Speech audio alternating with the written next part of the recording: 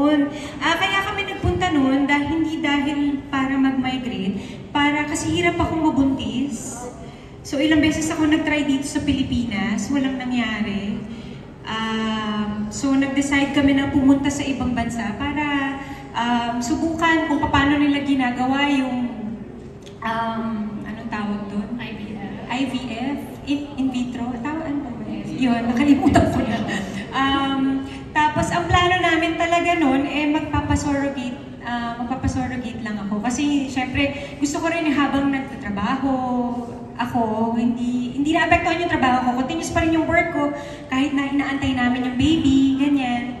Tsaka doon, legal di ba dito parang hindi pa ganun ka. So yun lang yung ginawa namin doon. Nag-harvest ako ng egg, tapos freeze. Hanggang ngayon nandun pa rin siya.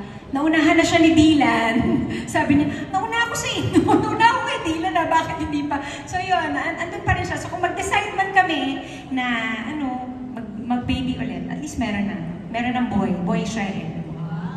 So sa ngayon, wala pang plans na i-push through yun? Wala pa po ulit. Kasi maliit pa si Dylan eh. Yung bunso namin, 2 years old pa lang, so gusto kong mag-focus sa kanya. I-enjoy yung childhood na kasama rin ako. Kasi hindi ko na-experience yun kay Jazz.